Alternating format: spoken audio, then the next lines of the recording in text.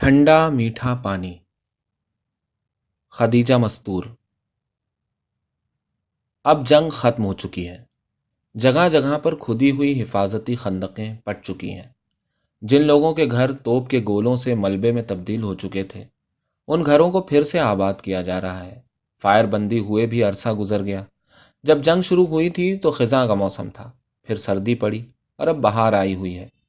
اب لوگ اسی طرح مصروف اور خوش نظر آتے ہیں جیسے جنگ سے پہلے تھے۔ مندے کاروبار پھر سے چمک اٹھے ہیں۔ پتہ نہیں کہ 6-7 مہینے گزرنے کے بعد لوگوں کو اب وہ جنگ کے زمانے کی اذیتیں یاد بھی ہوں گی کہ نہیں۔ دنیا کی ہمہ ہمی بڑی جلدی سب کچھ بھلا دیتی ہے، مگر میں دوسروں کی بات کیا کروں؟ اپنی کہتی ہوں کہ اب بھی جب کبھی کبھار رات کو میں چاندنی کو زمین پر لوٹتی دیکھتی ہوں تو مجھے پھیکی معلوم ہوتی ہے۔ مجھے ایسا لگتا ہے کہ چاند آج بھی اپنے پڑوسی ملک کی شکایت کر رہا ہے۔ اب اگر کوئی کہے کہ چاند نہ کچھ کہتا ہے نہ سنتا ہے، یہ سب شاعروں اور ادیبوں کی باتیں ہیں، تو ٹھیک ہے۔ ایسی باتیں سوچنے ہی سے تعلق رکھتی ہیں۔ میں افسانہ نگار ہوں۔ چاند کے لیے میرے عجیب سے احساسات ہیں۔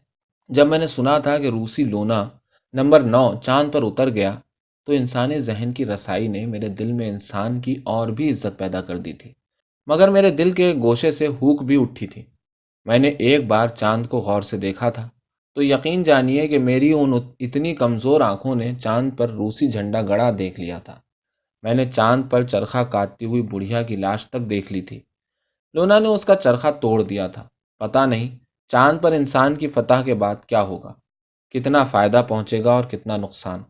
مگر ابھی تو مجھے صرف یہ محسوس ہوتا ہے کہ ان زمین کے باسیوں سے کچھ چھن گیا ہے۔ مجھے تو اب چاند کو دیکھ کر کسی حسین تصور کو ذہن میں لاتے بھی بوکھلاہٹ ہوتی ہے۔ میرے تصور کی دنیا میں اب عشق و محبت کے اس سنہرے گولے سے چھنتی ہوئی چاندنی میں کوئی اپنے محبوب کی یاد میں روتا نظر نہیں آتا۔ جب میں یہ سب کچھ دیکھنے اور محسوس کرنے کی کوشش کرتی ہوں تو مجھے خیال آنے لگتا ہے کہ جانے چاند پر کون کون سی دھاتیں ہوں گی، اور جانے ان دھاتوں سے انسان کی آبادی اور بربادی کے کون کون سے باب لکھے جائیں گے۔ جانے کب یہ چاند بھی جنگ کا میدان بن جائے گا۔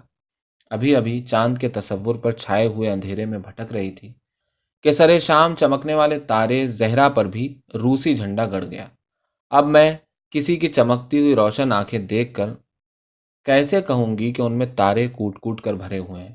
اب میں کیسے کہوں کہ لوگوں، جب تم دنیا کی مصیبتیں جھیل جھیل کر تھک جاؤ گے تو تمہارے لیے کوئی حسین تصور باقی نہیں رہ جائے گا۔ تم چاندنی میں بیٹھ کر ذکر محبوب کے بجائے چاند پر پائی جانے والی دھاتوں کی بات کرو گے، اور راتوں کو جب تمہیں اپنے محبوب کا فراق ستائے گا تو تم تارے گننے کے بجائے زہرا پر بنگلہ بنانے کی سوچو گے۔ ہاں، تو میں کیا کہہ رہی تھی اور بات کہاں سے کہاں پہنچ گئی؟ میں کہہ رہی تھی کہ مجھے آج تک چاند شاکی نظر آتا ہے۔ آج بھی جب کسی آس پاس کے گھر میں شادی پر گولے چھوڑے جاتے ہیں تو مجھے توپوں کی گرج اور بموں کے دھماکے یاد آ جاتے ہیں۔ آج بھی جب میں کسی وقت باورچی خانے میں جا نکلتی ہوں تو کھونٹی پر لٹکی ہوئی لالٹین کو دیکھ کر مجھے 17 راتوں کے اندھیرے یاد آ جاتے ہیں۔ اسی لالٹین کی مدھم لو کے سہارے ہم ایک دوسرے کو دیکھنے کی کوشش کرتے، چلتے پھرتے ہوئے میزوں، کرسیوں اور پلنگوں سے ٹکراتے، کئی دفعہ گھٹنے پھوٹے، انگلیوں سے خون بہا۔ اسی لالٹین کی چمنی آج تک کسی نے صاف نہیں کی۔ میں چاہتی ہوں کہ اسے کبھی صاف نہ کیا جائے تاکہ میں یاد رکھوں کہ جنگ کے دنوں کی راتیں سیاہ ہوتی ہیں۔ مجھے امن سے محبت ہے، مجھے جنگ سے نفرت ہے، مگر مجھے اس جنگ سے بھی امن کی طرح محبت ہے جو انسان اپنی آزادی، اپنی عزت اور ملک کی بقا کے لیے لڑتا ہے۔ ہاں، تو میں کہہ رہی تھی کہ جنگ ختم ہو گئی ہے، مگر میں جب تک زندہ ہوں میری یادیں ختم نہ ہوں گی۔ اب میں 8-10 سال کے بچے کو کیسے بھولوں جو جنگ کے زمانے میں میرے قریب کے گھر کی چھت پر کھڑا پتنگ اڑا رہا تھا۔ اس دن اتنے جہاز اڑ رہے تھے کہ کان پڑی آواز سنائی نہ دیتی تھی۔ یہ معلوم ہوتے ہوئے بھی کہ یہ اپنے جہاز ہیں، میرا دل خوف و دہشت سے لرز رہا تھا۔ میں نے چیخ کر لڑکے سے کہا، چھت سے اتر جاؤ۔ وہ کہنے لگا، دشمن کے جہاز آئے تو اس پتنگ سے گرا لوں گا، میں آپ کی طرح نہیں ڈرتا۔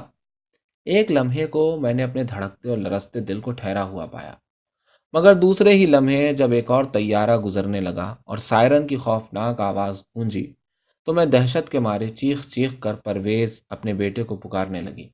وہ جانے کدھر چلا گیا تھا، اسے پکارتے پکارتے میں گھر میں رہی کہ کہیں کرن نہ ڈر رہی ہو۔ شکر ہے کہ پرویز دوسرے کمرے میں بیٹھا پڑھ رہا تھا۔ وہ کتابیں چھوڑ کر آپ ہی میرے پاس آ گیا تھا۔ ان دنوں جانے مجھے کیا ہو گیا تھا کہ ہر وقت بچوں کو نظروں میں رکھتی۔ میرا بس نہیں چلتا تھا کہ سینہ چیر کر انہیں چھپا لوں، جنگ کی کوئی پرچھائی ان پر پڑنے نہ پائے۔ ایک فلم میں دیکھا ہوا وہ سین بار بار میری نظروں میں گھوم جاتا، جس میں بمباری کے بعد بکھری ہوئی لاشیں دکھائی گئی تھیں، اور ان لاشوں کے بیچ میں ایک ننھا سا بچہ رو رو کر جانے کسے تلاش کرتا پھر رہا تھا۔ مگر اس وقت جب میں کرن اور پرویز کو اپنے پاس بٹھائے ہوئے تھی، تو جانے کیوں مجھے ان کی حفاظت کرنے کا کوئی جذبہ ستا رہا تھا۔ مجھے برابر وہ پتنگ اڑانے والا بچہ یاد آ رہا تھا۔ کیا وہ اب بھی پتنگ اڑا رہا ہوگا؟ اللہ، یہ آزادی کا جذبہ کیا چیز ہے جسے آج تک کوئی طاقت فتح نہیں کر سکی؟ اور کیا یہ جذبہ اتنی ننھی ننھی جانوں کی روحوں میں بھی حلول کر جاتا ہے؟ پتہ نہیں بڑے بڑے ملکوں کے حکمران بھی کبھی اس طرح سوچتے ہوں گے کہ نہیں؟ وہ تو یہی سمجھتے ہوں گے کہ بڑی مچھلی چھوٹی مچھلیوں کو نگل سکتی ہے۔ انسانوں اور مچھلیوں میں بھلا انہیں کیا فرق لگتا ہوگا؟ حالانکہ ویتنام نے ساری دنیا میں ڈھنڈورا پٹوا دیا ہے کہ یہ تالابوں اور سمندروں سے نکلی ہوئی ضرب المثل کام نہ آئے گی۔ جنگ کو صرف چند ہی دن گزرے تھے تو ظہیر نے فیصلہ کیا کہ بچوں کو لاہور سے ہٹا دیا جائے تاکہ وہ رات دن کے خوفناک دھماکوں سے خائف نہ ہوں۔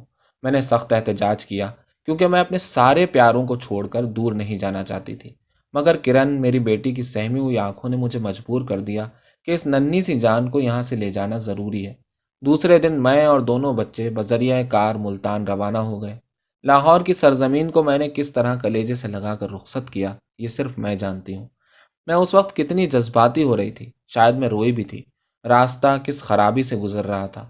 میں ساڑی کے پلو میں منہ چھپائے نڈھال سی پڑی تھی۔ ایک جگہ کار جھٹکے کے ساتھ رک گئی، اور جب دیر تک نہ چلی تو میں نے سر اٹھا کر باہر دیکھا۔ فوجیوں سے بھری ہوئی گاڑیاں قطار میں کھڑی تھیں، اور سڑک کی خرابی کی وجہ سے ایک ایک کر کے آہستہ آہستہ گزر رہی تھیں۔ میں نے سوچا کہ جانے یہ سب کس محاذ پر جا رہے ہوں گے، اور ان میں کتنے واپس آئیں گے۔ میں نے دل ہی دل میں انہیں الوداع کہی اور پھر منہ چھپا لیا، لیکن دوسرے ہی لمحے تالیوں کی آواز نے مجھے ان کی طرف متوجہ کر دیا۔ سب سے پچھلی گاڑی میں کھڑے ہوئے فوجی بھنگڑا ناچ رہے تھے۔ پھر میرے دیکھتے دیکھتے ساری گاڑیوں میں بھنگڑا شروع ہو گیا۔ وہ زور زور سے ہنس رہے تھے، کچھ کے ہونٹوں میں سگریٹیں دبی ہوئی تھیں۔ ان کی تالیوں میں اتنا جوش تھا کہ خدا کی پناہ۔ میں انہیں دیکھ رہی تھی، مگر مجھے اپنی آنکھوں پر یقین نہ آ رہا تھا۔ یا اللہ، کیا سچ مچ یہ توپوں اور گولیوں کا مقابلہ کرنے جا رہے ہیں؟ میں آنکھیں پھاڑ پھاڑ کر ان کے چہرے تک رہی تھی۔ سچ کہتی ہوں، ان چہروں پر فکر کی ذرا سی دھول نہ تھی، ان چہروں پر پھول کھل رہے تھے۔ میں نے محسوس کیا کہ لاہور مجھ سے جدا نہیں ہوا۔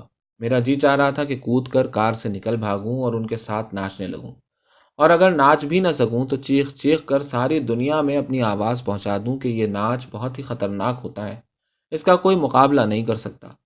پھر وہ فوجیوں سے بھری ہوئی گاڑیاں آگے بڑھ گئیں، مگر میں انہیں حد نظر تک دیکھتی رہی، ان کی تالیوں کی آواز سنتی رہی، اپنے آپ سے پوچھتی رہی کہ کیا میں موت سے ڈرتی ہوں؟ زندگی میں پہلی بار مجھے موت شہد کا گھونٹ محسوس ہو رہی تھی۔ جنگ کے دنوں میں کیسی اچاٹ سی نیند آتی تھی۔ ملتان کی دوسری رات تھی، ہمارے میزبان اور سب بچے سو رہے تھے تو میری آنکھ کھل گئی۔ مجھے ہوائی جہازوں کی تیز گڑگڑاہٹ سنائی دے رہی تھی۔ میں نے اٹھ کر کمرے کی کھڑکی سے باہر جھانکا تو دور آسمان پر سرخ روشنی نظر آ رہی تھی۔ میں نے سوچا کہ میزبان کو جگا دوں اور ان سے پوچھوں کہ یہ سب کیا ہے، کہ اتنے میں ایک زور کا دھماکہ ہوا۔ کھڑکیوں کے شیشے جھنجھنائے اور در و دیوار اس طرح ہلے جیسے سر پر آ گریں گے۔ اب کچھ معلوم کرنا بیکار تھا، سب لوگ جا کر ادھر ادھر پھر رہے تھے، میرے بچے پکار رہے تھے۔ میں نے جلدی سے سب کو مشورہ دیا کہ بیچ کی گیلری میں میزوں کے نیچے بیٹھ جاؤ۔ پھر ایک اور دھماکہ ہوا جو پہلے سے شدید تھا۔ میزوں کے نیچے بیٹھے ہوئے بچے ایک دوسرے سے ٹکرا گئے۔